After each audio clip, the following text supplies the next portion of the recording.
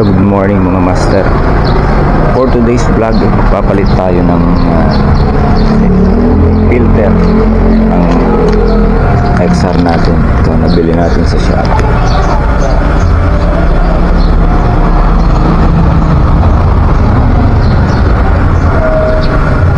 XR125, XR150, parehas lang siya. Nabili natin ito ng 89 pesos.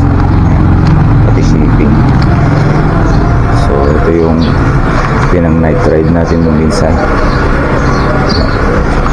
So natanggal na natin yung luma.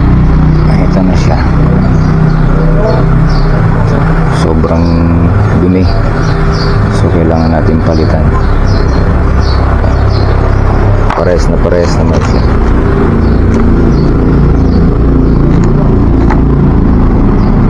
Samahan niyo ako mga master. Susuot muna tayo ng gloves. Kailangan lang natin dito ay M para matanggal natin itong side cover.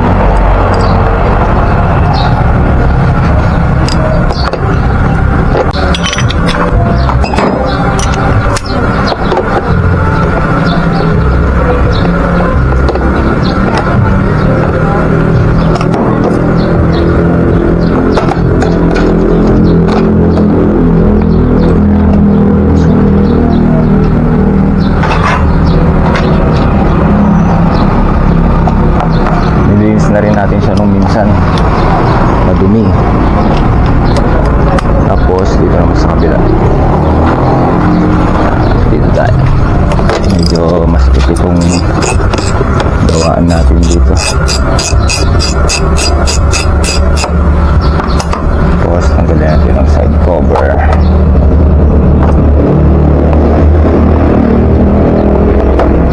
Meron lang siyang kwan dito sa kabila. Okay na, upuan kabila. Oops.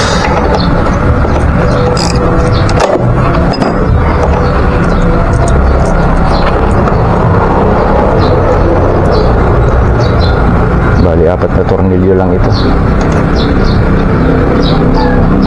kabila.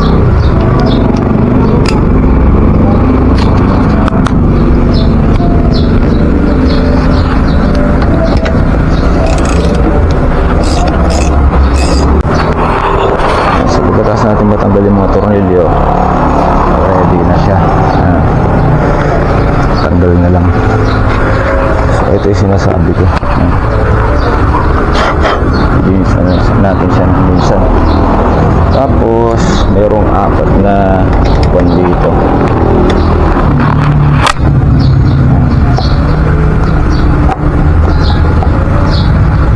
Meron tayong tools dito.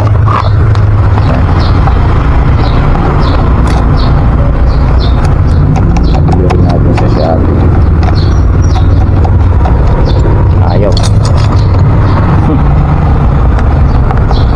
Ito na lang. Tatanggalin natin yung 4 niyan. Ito. So ayun. Kabila.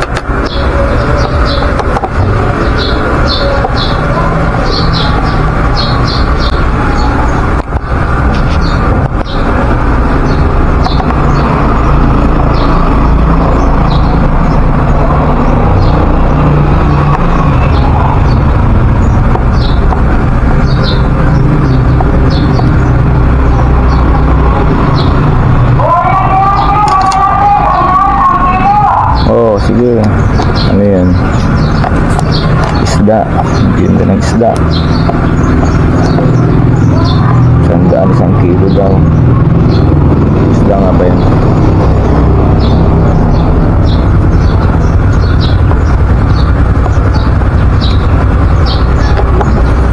Kaya pala mga master, pasensya na, ang tagal kong walang upload. Hirap tayo sa pag-capture ng video sa cellphone dati.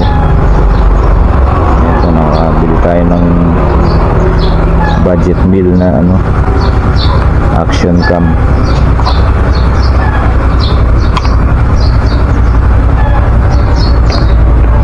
meron tayong ginagamit. Ayan. Apat yan. Malinis na natin ito.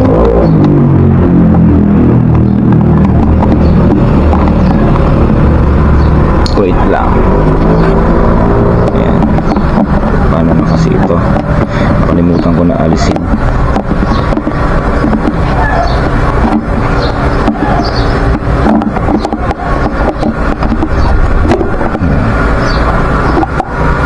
Ayan siya. Ilagay ko na rin yung mga tornilyo dito. Mga screw. Para hindi mawala.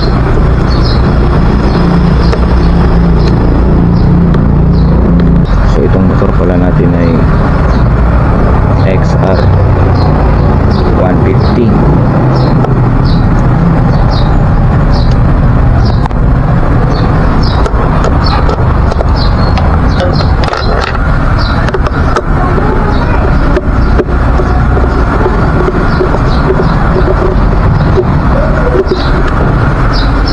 Ganda siyang gamitin pang harabas, lalo na sa bukid.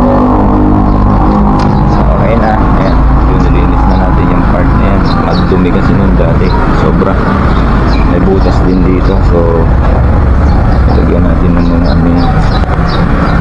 pandikit para hindi tumagas ang dumi. Hindi maiwasan pagka mabutik. May mga pa.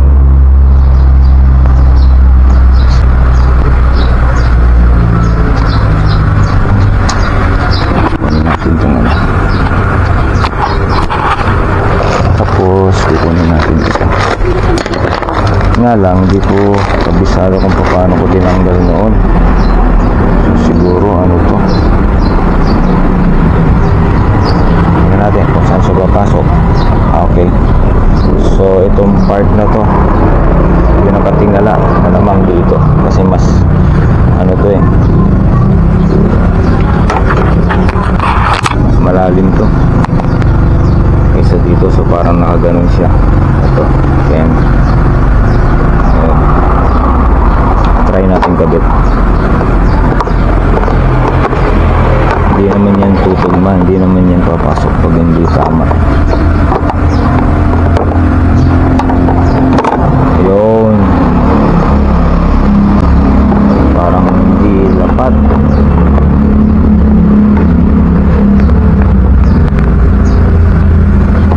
Subukan natin balik ka rin. Pabalik ka. Ayun. Ayun. Ang kita. Dapat na dapat. Try natin balik ka rin pa. Baka iba. Hindi siya lalapad. Hindi siya lalapad kapag mali yung pwesto. So ito lang talaga yung pwesto nito. Hindi rin siya lalapad na ganyan pag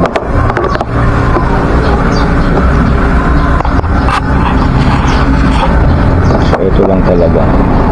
Hanap-hanap lang pala kung saan siya lalapad. Yan. So lumapat na siya. Mga tornilyong eksakto. Yan. Okay. So meron na siyang bago yun. Air filter, air cleaner filter, Evelum. Sobrang dumi. Siguro hindi na nagbalik si bossing no mula nung nabili. Then saka natin ilalagay yung mga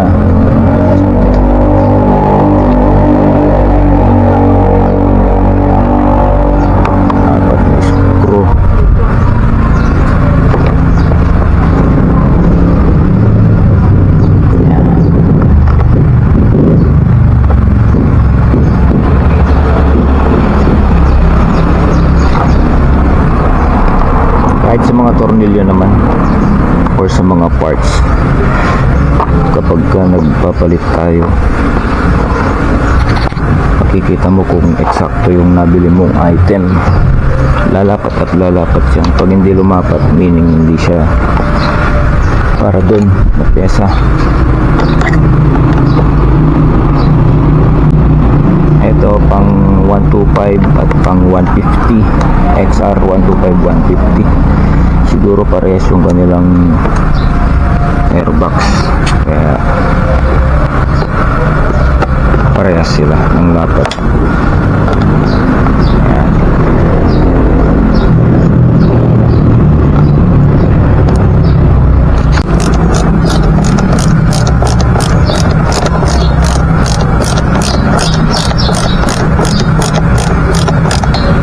Okay naman siya umatak kahit na kung walang air filter, parang maganda rin yung tunog niya. Nakakahinga din siya ng maganda at the same time, pero mas maganda may filter para yung mga alikabok hindi basta pumasok sa carburetor natin. Nga pala itong 150 ay carburetor type siya, 2017 model, pero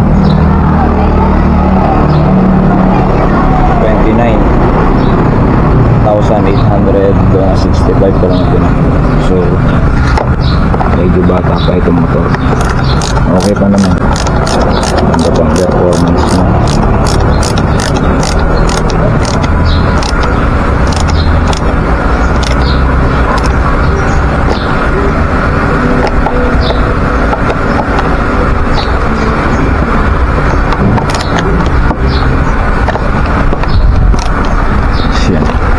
Protection na yung ating carburetor. Subukan natin siyang panda rin.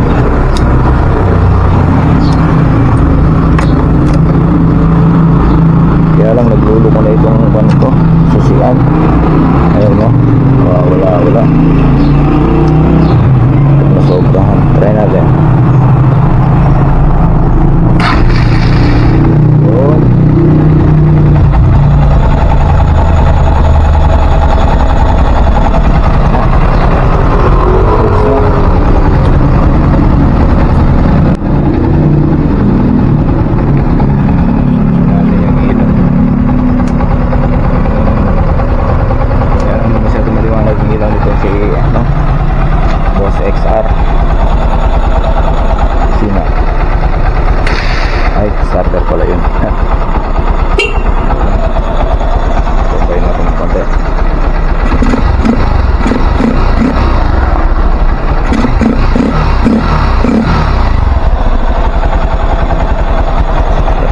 Yan natin ilagay ito pakit extra protection para sa makina natin. Dito siya pasok ng hangin. Oops, hindi ulit apat.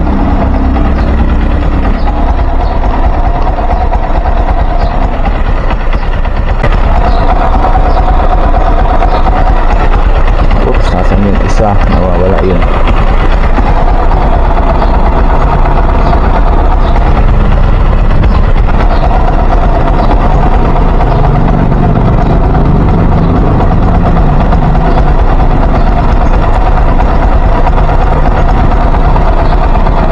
Nanginginig na yung kamay ko.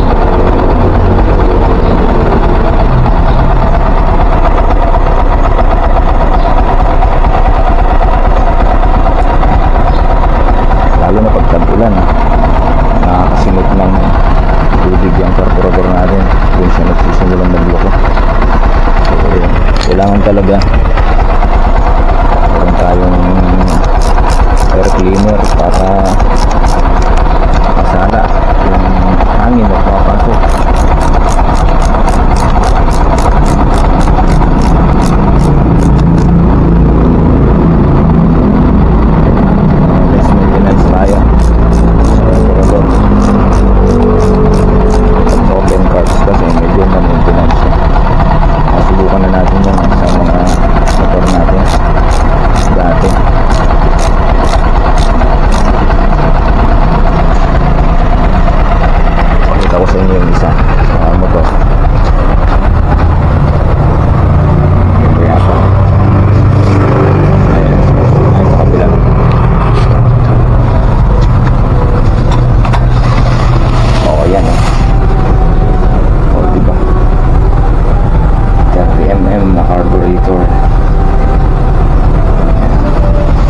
Kaya lang pag naulan medyo mag-iiba yung takbo. Kaya dito kay Boss XR natin, okay na to, stock. Ayan, ikakabit na natin yung fan.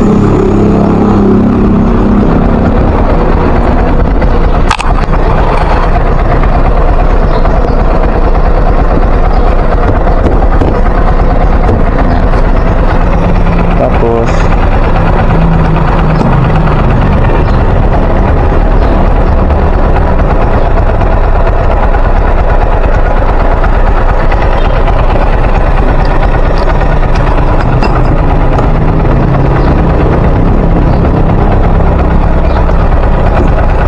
pangalan ng motor natin ay Boss XR kasi siya ang pinakamalaki sa mga motor natin na ano dito, Honda. Eh siya ang boss.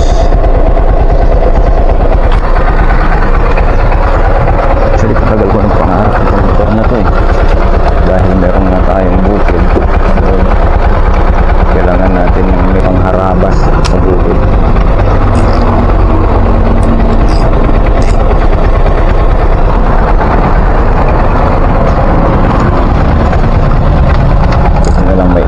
Mabait tayo mga kaibigan, pagkatiwala sa atin itong motor na to. Shout out kay Boss Jose ng San Antonio, Nueva Ecija.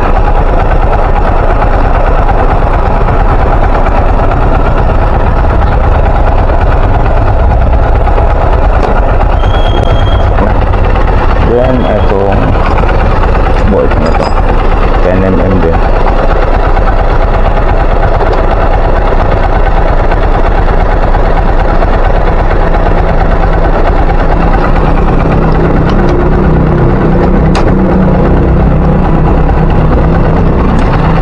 Oops, nasan yung isa na bolt na nasa kabila. Nahilo na ba kayo? Pasensya na. Kailangan natin itutin para makuha natin yung parts na dapat gabit.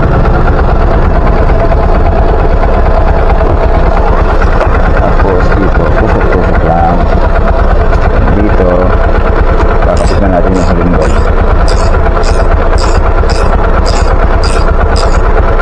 Ayaw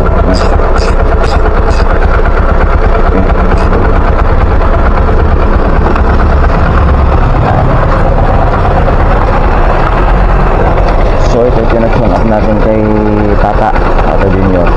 Okay naman, gumanda yung takbo, nilinis din niya yung carburetor. Tapos tune up, hindi pa natin kapisadong tune up, kaya nagpatulong tayo sa ating kaibigan.